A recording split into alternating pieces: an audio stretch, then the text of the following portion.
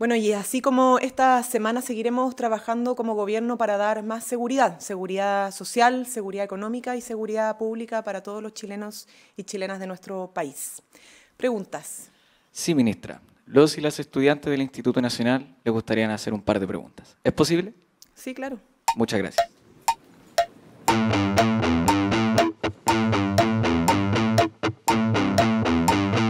Estudiantes preguntan. Conozcamos a las y los estudiantes que participan en esta temporada.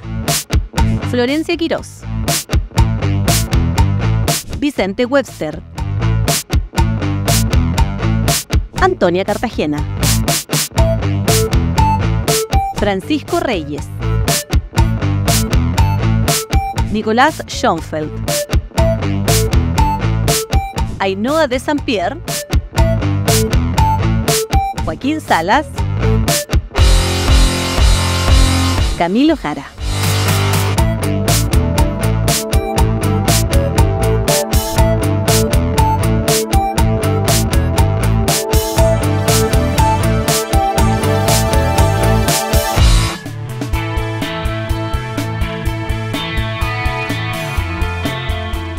Muy buenas tardes, ministra. ¿Cómo está? Buenas tardes, muy bien, gracias. Un placer tenerlos acá en el Palacio de la Moneda para que puedan hacer las preguntas que deseen. Muchas gracias a usted por recibirnos.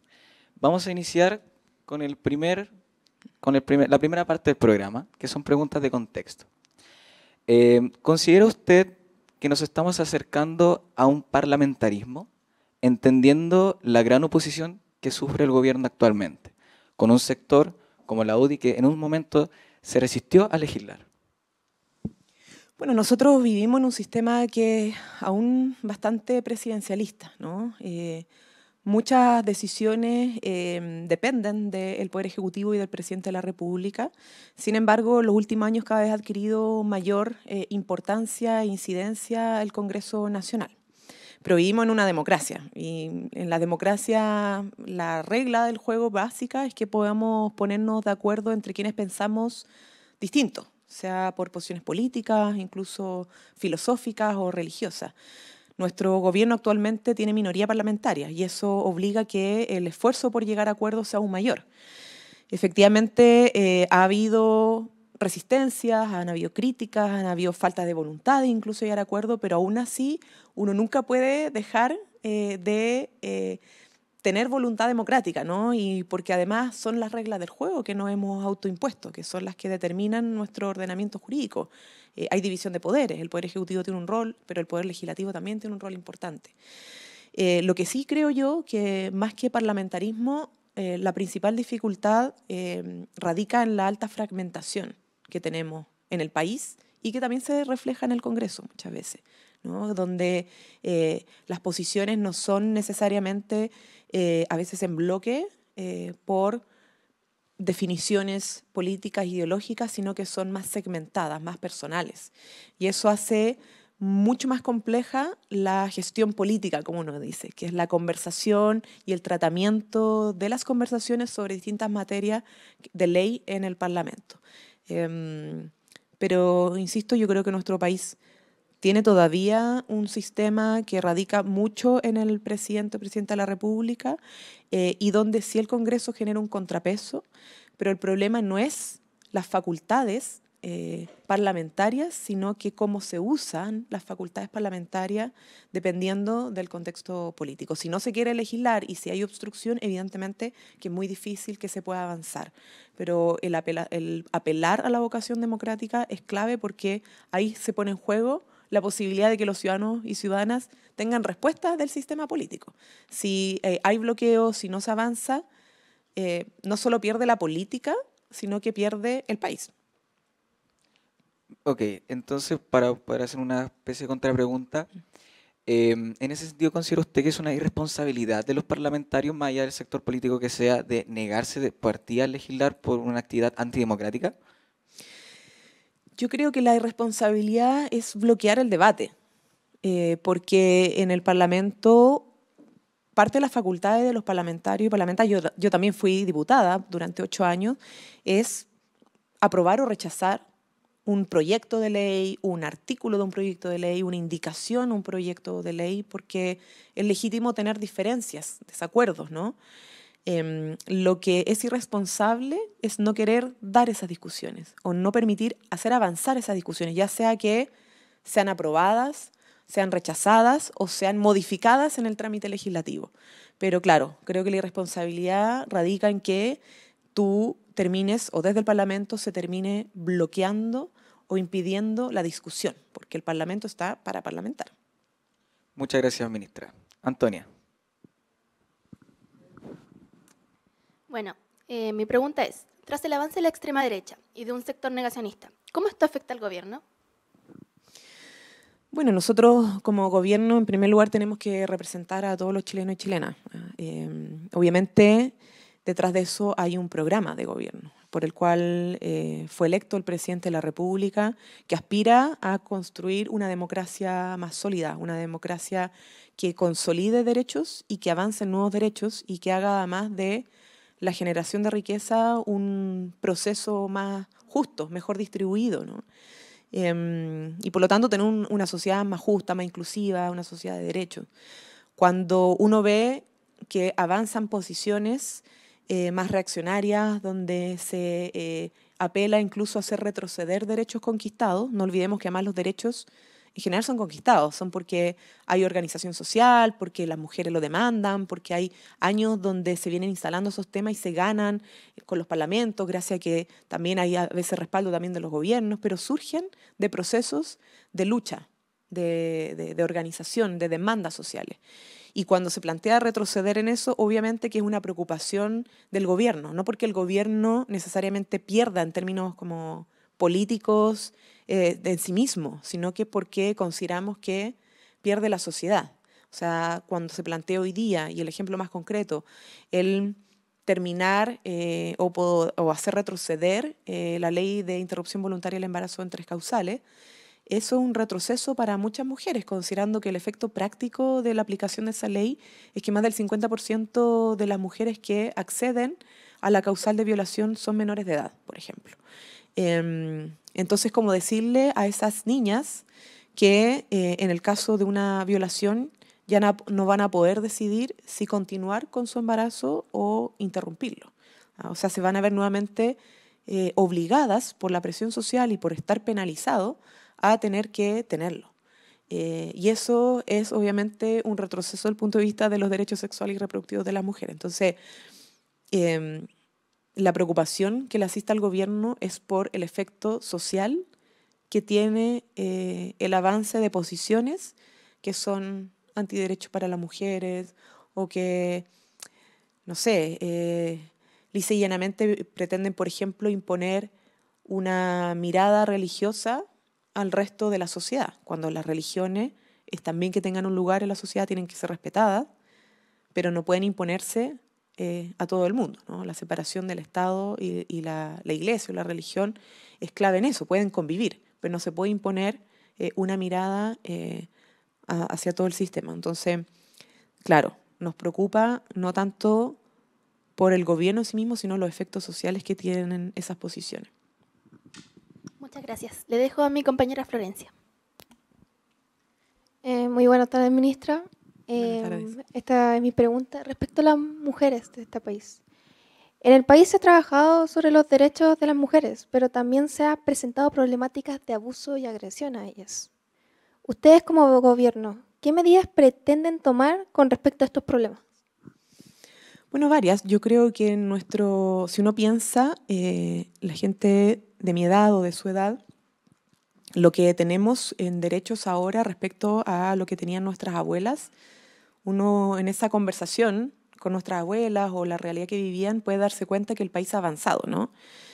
Y por lo tanto, hoy día, por ejemplo, hablar de los distintos derechos que tenemos que tener las mujeres o incluso las distintas violencias que sufrimos es más natural que hace un tiempo atrás. O el tratamiento en los medios de comunicación del rol del género femenino o los estereotipos estaban mucho más marcados que ahora. O sea, hoy día hay ciertos cambios culturales y concretos, pero falta por avanzar.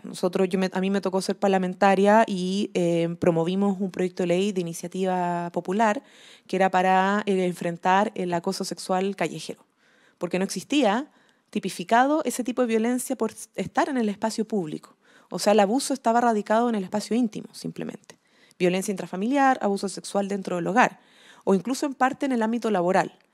Pero en el espacio público no se consideraba el acoso, por ejemplo, como algo a combatir o a sancionar. Eso ya está regulado. Bueno, la misma interrupción voluntaria del embarazo en 3 causales, un avance también para las mujeres. O que tengamos, por ejemplo, hoy día aprobada la ley que salió en este periodo de gobierno para el pago efectivo de las pensiones de alimento. O sea, cuando uno habla de las violencias que tienen las mujeres, son violencias sexuales, físicas, psicológicas, simbólicas, políticas y también económicas. Entonces, cuando queremos poner en perspectiva integral los tipos de violencia, tenemos que hablar también de lo que padecen las mujeres al no tener ingresos, al trabajar lo mismo más que los hombres, pero recibir menores pensiones al momento de jubilar, menores remuneraciones al momento de jubilar, el no tener realmente autonomía económica producto de lo mismo, el no poder acceder a una vivienda propia porque no tienen las condiciones, las espaldas económicas y por lo tanto no pueden salir del círculo de la violencia porque quien es dueño de la casa o quien paga el arriendo es la pareja que agrede.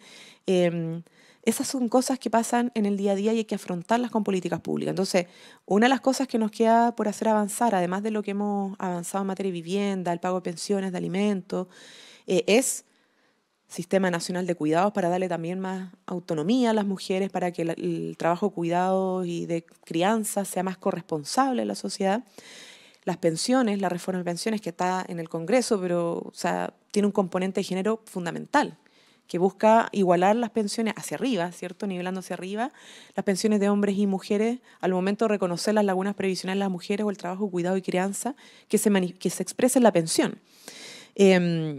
Y así, ¿no? El convenio 190 de la OIT, que también fue ratificado y que ahora está en su fase de implementación para adoptar medidas más concretas en la erradicación de todo tipo de abuso en el contexto laboral y ahí también, en ese contexto, además del abuso laboral, el abuso sexual y el acoso sexual. Entiendo. Muchas gracias, ministra, por responder mi pregunta. No, de nada. Muchas gracias, ministra. Así termina el primer bloque de preguntas sobre contexto. Muchas gracias.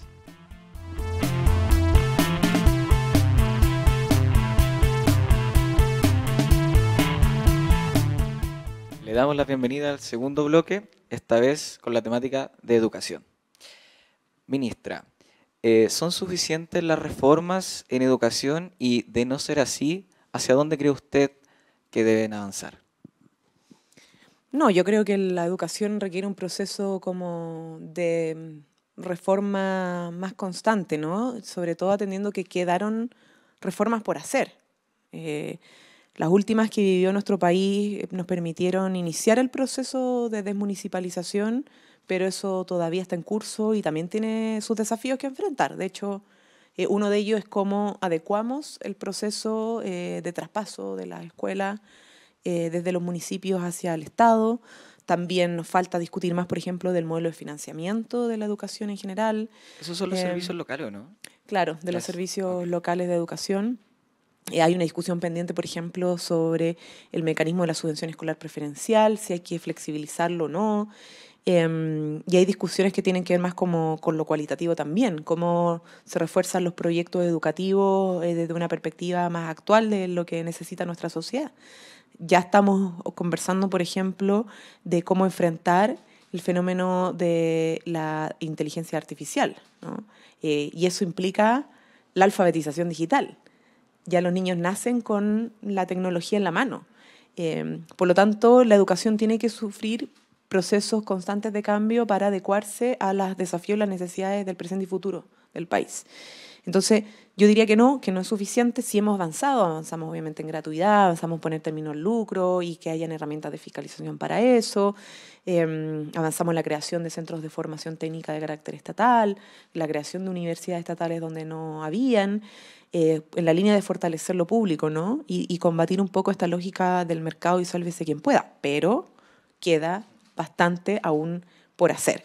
Y en eso nosotros sí, lo que debo decir es que como gobierno estamos más que nada por el momento centrados en la reactivación educativa, porque después de la pandemia hubo un deterioro muy grande de la educación, por problemas de infraestructura que no se mantuvo, que estaba muy abandonada hace mucho tiempo, por temas de salud mental, por temas de procesos de aprendizaje, por asistencia y cómo enfrentamos el ausentismo escolar, etcétera. O sea, ahí está el fuerte, pero eso no quiere decir que no tengamos a la vista de que hay otros procesos quizás más estructurales que aún el país tiene que enfrentar, ¿no? Y le tocará o a este o a un próximo gobierno enfrentarlos, pero son temas que hay que abordar. Ok, muchísimas gracias, ministra. Bueno, mi pregunta es, en Chile la educación ciudadana se imparte desde tercero medio, una sola vez a la semana. ¿Considera que no se le está tomando el peso que corresponde? Yo creo que hay que hacer la evaluación, porque no está solo, o sea, una cosa es el curso de formación ciudadana y otra cosa son los procesos más transversales de formación ciudadana, que de hecho se legislaron y se aprobaron en el último gobierno de Michelle Bachelet, que busca, más que en un curso radicar la formación cívica o la educación cívica, transversalizarlo desde la básica, de los primeros años, ¿cierto?, de la básica hasta los cursos superiores. Pero claro, es legítima la discusión si es que es un avance positivo meterlo de manera más transversal, como programas adecuados a la realidad de los colegios, o mantenerlo como cursos en cada nivel de educación. Yo creo que de todas maneras el tema de la formación ciudadana y la educación cívica tiene que ser una práctica que no dependa solo de la educación formal. O sea, tiene que ser algo más social, más amplio. Como ahí no se le puede cargar todo al sistema educativo. Y en general tendemos como sociedad a decir, si hay déficit, metámoslo en el sistema educativo. Si hay algún déficit en cierta área, no sé, educación financiera, por ejemplo, que también es un tema, porque los jóvenes entran, o antes de salir de la educación superior, al mercado laboral, ya se tienen que relacionar con el mercado financiero, saben, por ejemplo, las deudas que están en la casa, a veces tienen que hacerse cargo de, en fin, de trámites, y muchos han dicho hay que incorporar la educación financiera, o lo que decíamos anteriormente de la alfabetización digital. Entonces la pregunta es, ¿cuánto le vamos metiendo a la olla respecto a los currículum? Y cuánto también asumimos como sociedad que tenemos que promover, cuánto pueden promover los medios de comunicación, cuánto puede promover la política también en su ejercicio. O no sé, o en otros ámbitos. Entonces yo creo que falta mucho de reposicionar lo que es la educación cívica, la educación ciudadana, la formación ciudadana, como en los valores compartidos de la sociedad, y no solamente en el plano educacional, que digo que, o sea, sí hay que hacerlo ahí también, pero asumamos toda una responsabilidad en eso. Y no solamente a los profesores y profesoras. También pasa por la comunidad, los vecinos, vecinas, cómo hacen comunidad, pasa por las familias. O sea, tenemos que lograr promover eso. El otro día entregamos 320 viviendas en la región del Maule a un grupo, bueno, de comités de allegados, principalmente mujeres, dirigentes mujeres, y lo que señalamos siempre es que no basta con tener una vivienda, o sea, eso es un sueño para muchas familias, tener su casa. Pero ahora el desafío, después de tener la llave de su vivienda, era ver cómo ordenaban su vida en común, cómo aprendemos a vivir en común, cómo aprendemos a ver si hay animales y algunos, no sé, dicen, pucha, el animal se me está metiendo a mi casa y no está esterilizado, otros, no sé, los juegos hasta qué hora, la música, el volumen, o sea, son cosas que son domésticas, pero que son clave como ordenarlas en la convivencia del colectivo. O sea, hacer barrio, hacer comunidad implica también un proceso de formación ciudadana, que es que no vivimos solos en este mundo, no estamos solos, vivimos en sociedad. Y eso es lo básico, y por lo tanto la educación social, cívica, ciudadana, es un proceso constante que hay que promover. Y no algo que solamente se puede aprender o adquirir desde un currículum en una sala de clases. Muchas gracias. Le dejo a mi compañera Florencia. Bueno, ministra, con respecto a las luchas estudiantiles, ¿cree usted que hay más diferencias o semejanzas entre los movimientos estudiantiles, en el movimiento estudiantil que conoció usted al que conocemos nosotros hoy en día? Es difícil pregunta. Yo creo que cada movimiento estudiantil tiene sus propias características y dinámicas. A mí me tocó un momento donde la movilización social fue muy grande y donde habían centros de estudiantes y federaciones constituidos en gran parte de las instituciones. Entonces tenía mucha orgánica. O sea, había organización constituida en el movimiento estudiantil y había, obviamente también muchas diferencias, pero también había mucha capacidad de generar como síntesis y acuerdos básicos para poder avanzar. Hoy día yo no estoy dentro del movimiento estudiantil, obviamente, así que eso es parte del rol de ustedes, lo que podrán transmitir, pero lo que se ve es que cuando hay convocatorias estudiantiles no se habla de las demandas estudiantiles y se habla solamente de los hechos de violencia, que también nos pasaba en su momento, pero era tanta la cantidad de estudiantes que salían a manifestarse y de manera pacífica que eso igual quedaba en un lugar mucho más acotado dentro de todo. Y hoy día, lamentablemente, cuando se habla de esos temas se asocia más a la agenda de seguridad porque, obvio, es un problema que se estén quemando salas de clase, escuelas o que rocíen con líquido acelerante a una persona. Esas cosas son brutalidades, ¿no? Y que no se podría atribuir a una causa por la educación pública o el derecho a la educación. Son hechos de violencia. Entonces, lamentablemente, ese tipo de actos, frente además a la ausencia de movilización más grande de estudiantes pacífica, hace que se quiera como confundir las cosas, ¿no?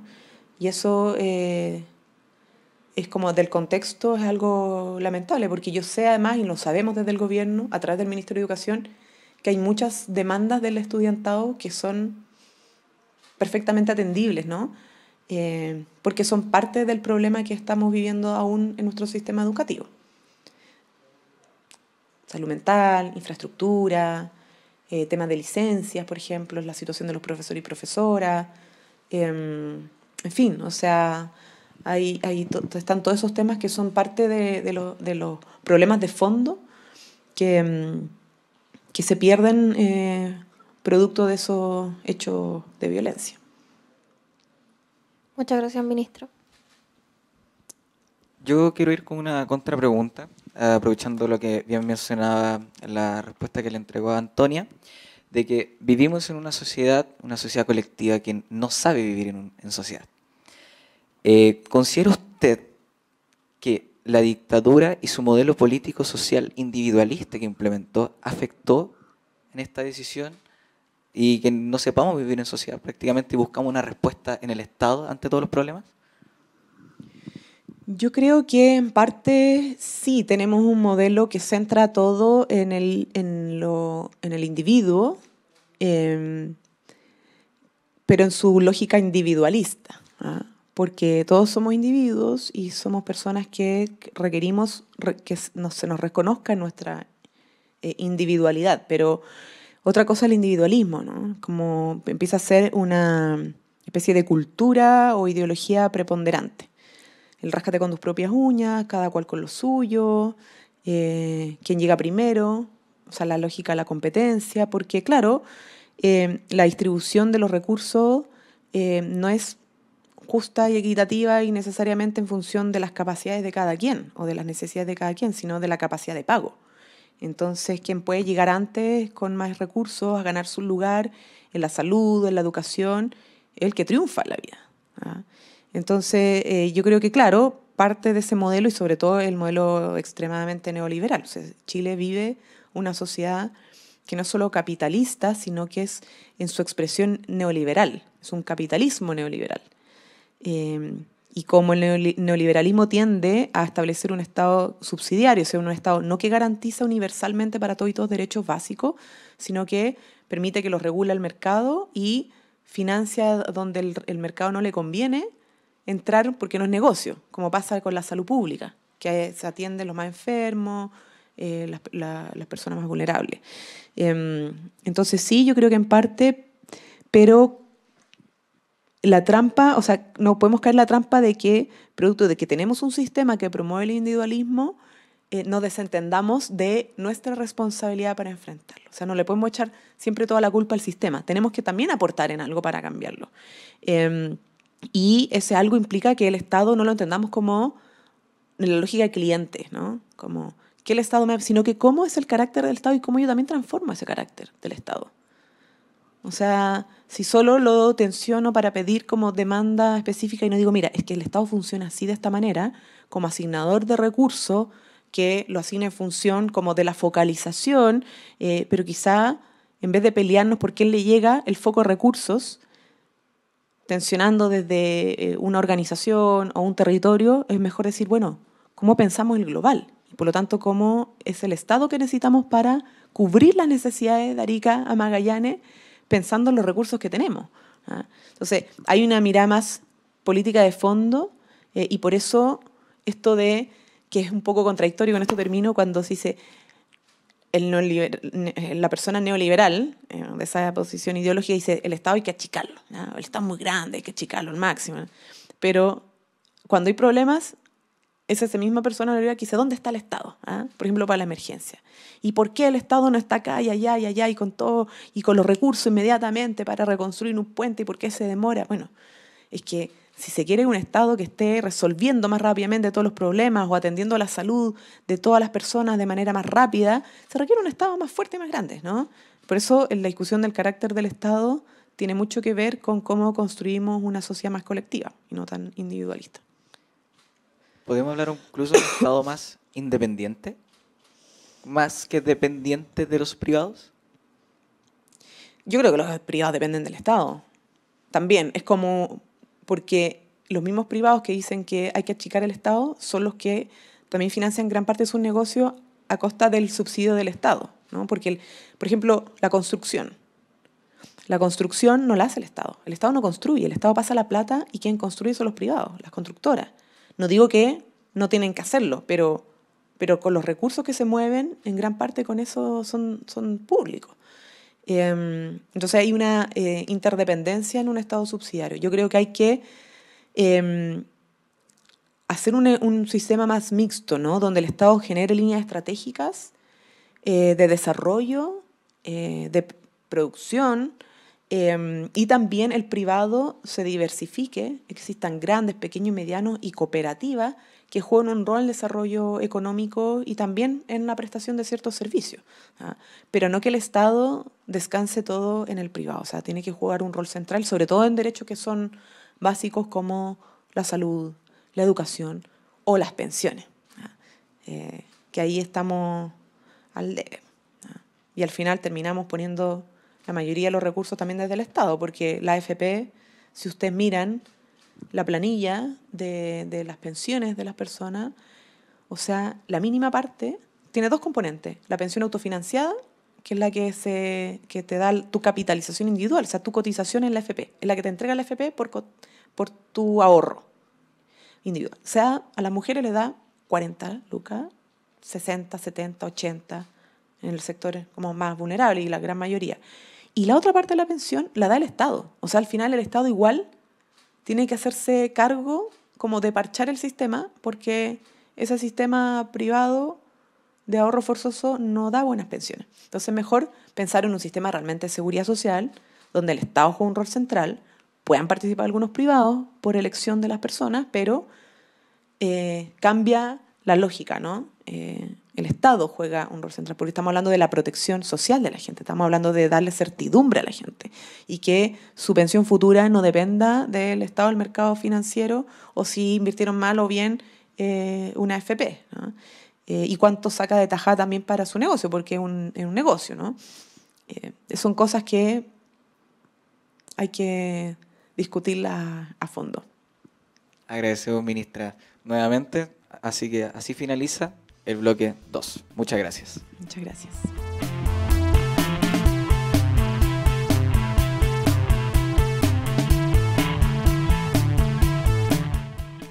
Le damos la bienvenida al bloque número 3. Esta vez hablaremos con la ministra sobre futuro.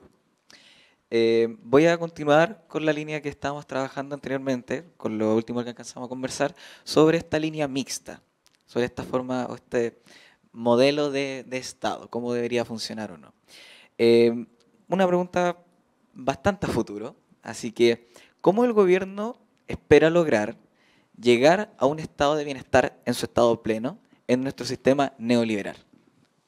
Wow, bueno, esta pregunta bien profunda porque da para harto, ¿no? Pero, a ver, nosotros creemos que Chile no ha alcanzado, o sea, nunca alcanzó tampoco como otros países capitalistas el desarrollo industrial que otros alcanzaron. No alcanzó a desarrollar esas fuerzas productivas, de hecho, se interrumpieron, ¿no? Y empezó una lógica neoliberal muy rentista, o sea, como empresas nacionales, transnacionales, multinacionales que crearon empresas, pero más que generar productos con valor agregado y una industria muy desarrollada, generan renta, ¿ah? Y commodities, ¿no? Y se venden al exterior. Entonces, para tener un estado de bienestar que pueda sostener la cobertura universal de salud, por ejemplo, oportuna, de calidad, independiente del territorio en el que se está, o una mayor educación más fortalecida, con mejor infraestructura, con más dotación, etcétera, o el sistema de pensiones, por ejemplo, en fin, mayor cobertura en vivienda, o sea, tener viviendas y barrios de mejor calidad que lo promueva el Estado.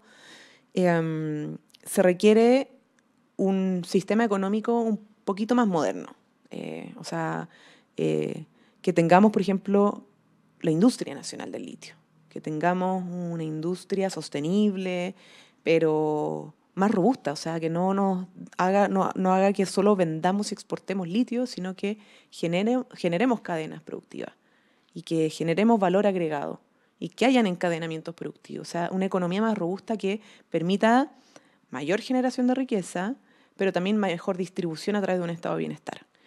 Entonces, es un modelo que no hay recetas para estas cosas, o sea, hay una línea, una visión, y nosotros queremos avanzar en esa dirección como sociedad. No depende solo de un gobierno, nosotros estamos haciendo un aporte, tenemos una mirada estratégica en eso, por eso lo de hidrógeno verde, la estrategia, como decía, de la Estrategia Nacional del Litio, el tema del manejo de las cuencas hidrográficas, a propósito del tema del agua, que también es clave en estos momentos, los institutos tecnológicos, en fin, y por el área de los derechos, pensiones, obviamente, el pacto fiscal también para empezar a redistribuir mejor los recursos, el sistema nacional de cuidados, que es un tema que en los estados de bienestar clásicos que conocemos en Europa no está tan consagrado tampoco, porque es un tema más, entre comillas, nuevo, el hablar de sistemas de cuidados, y eso cambia obviamente también la forma de entender los estados de bienestar del siglo XXI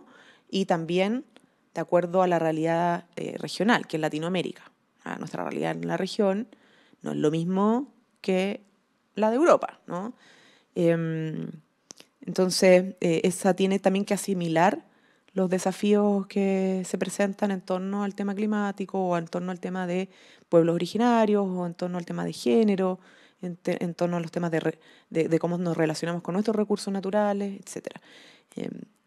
Pero eso es más o menos nuestra mirada, ¿no? Queremos un estado de bienestar que proteja, que cuide y que también genere desarrollo.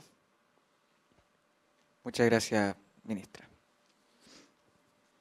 Bueno, antes de terminar el año, ¿qué se viene en derechos sociales? Bueno,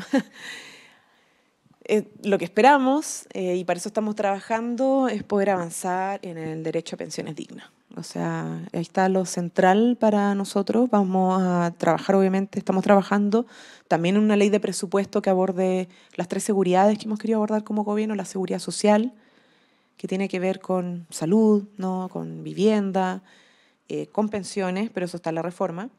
La seguridad económica, que tiene que ver con trabajo, por ejemplo, con reactivación productiva, reactivación económica, y la seguridad pública, que tiene que ver con la agenda de prevención, persecución y sanción al delito y al crimen organizado.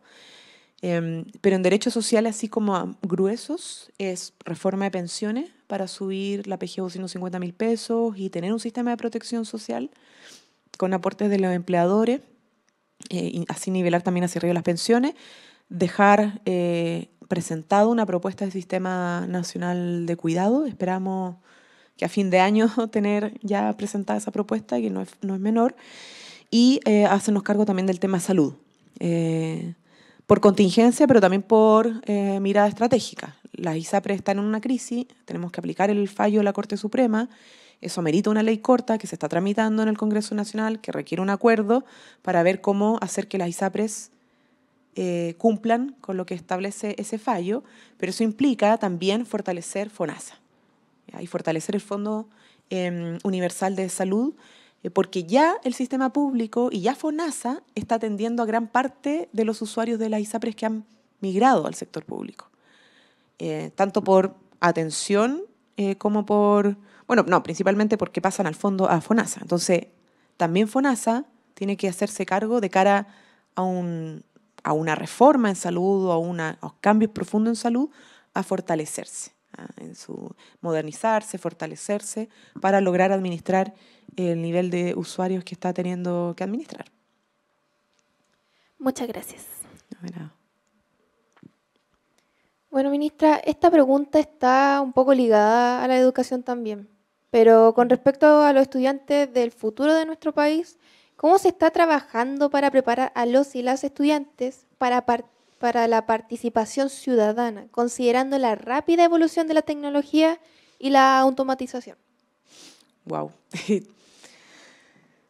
Mira, como te decía, hay varias líneas. Ahora, lo que respecta a educación, hay varios programas que transversalmente abordan el tema de la participación. Si uno piensa, por ejemplo, en lo que se ha estado conversando para la educación sexual integral, eso implica hacer encuentros participativos, no es imponer una mirada, es tener una conversación sobre cómo incorporamos el respeto en la educación sexual y afectiva, ¿no? Estamos, bueno, con el proceso de reactivación, que es prioritario, porque cuando uno gobierna tiene que también ordenar las prioridades, ¿no? Y no podemos dejar atrás el que se retomen los procesos de aprendizaje.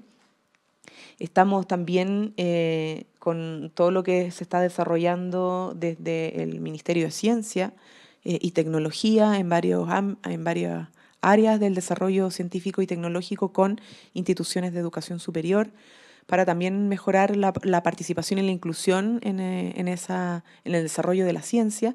Y por otro lado, yo creo que este tipo de cosas, ¿no? Como que los estudiantes sepan siempre que tienen un espacio en la conversación pública y política. Y que eso no es solo la manifestación y la marcha, que bienvenido sea, yo vengo de ahí, ¿no? Pero si no es también como tienen una voz y también tienen inquietudes. Y hay que aprender a relacionarnos como en eso, o sea, el diálogo intergeneracional. Y cómo también promovemos la participación en los territorios de los estudiantes. Nosotros estamos ahora con un proceso de conversación sobre la ley 20.500, que es de participación ciudadana, pero en el sector público principalmente, pero también cómo las instituciones públicas no solo tienen sus consejos de la sociedad civil, que son los COSOC, sino que también se hacen cargo de, al momento de elaborar políticas públicas, recoger la opinión ciudadana en los territorios. Que los encuentros en las comunas, con las juntas de vecinos, también hayan estudiantes, por ejemplo. O sea, que en el fondo que comprendamos que la participación ciudadana no es solo lo gremial, como no es solo lo sectorial, sino que es también más amplia y que es parte de un ejercicio más cotidiano.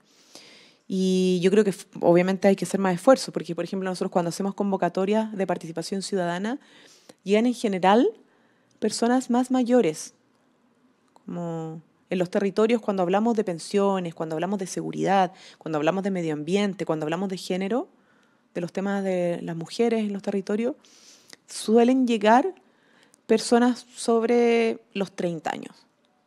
Y hay una parte de la juventud que no está en ese ámbito de la participación, o porque no la estamos convocando lo suficientemente bien, no estamos usando las plataformas adecuadas, los horarios, no lo sé, pero ahí tenemos una deuda, creo, en lo que es la conversación ciudadana, donde se construyen o se levantan muchas propuestas e ideas para la posterior elaboración de las políticas públicas.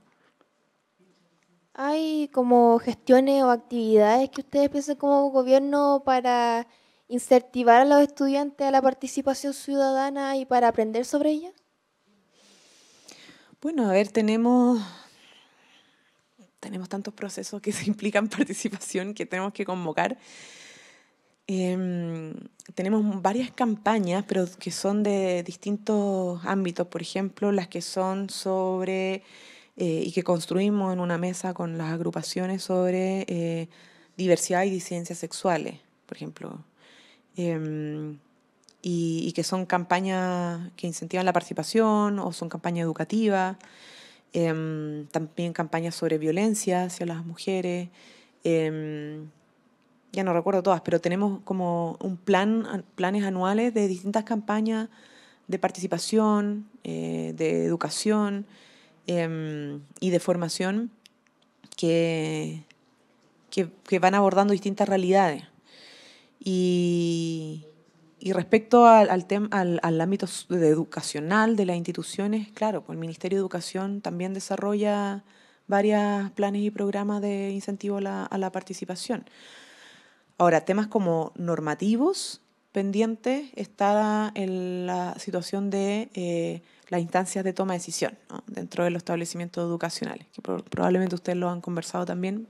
En mis tiempos era una demanda que es cuánto derecho, no solo a voz, sino que a voto y en qué ámbitos tienen los estudiantes dentro de la comunidad escolar. Obviamente, a lo mejor no van a poder tomar decisiones en todos los temas que son de administrativos, eso es parte de la directiva del establecimiento educacional, etcétera. Pero por ejemplo, en el tema de los proyectos educativos, cómo se adaptan también a las propias realidades.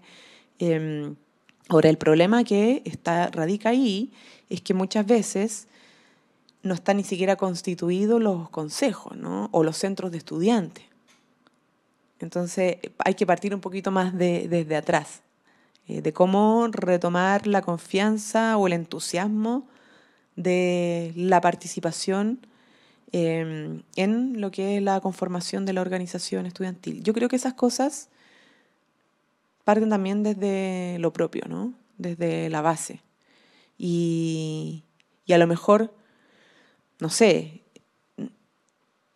si sean los gobiernos de turno los encargados de hacer el trabajo que probablemente surge y genera más efecto si lo haces desde el estudiantado.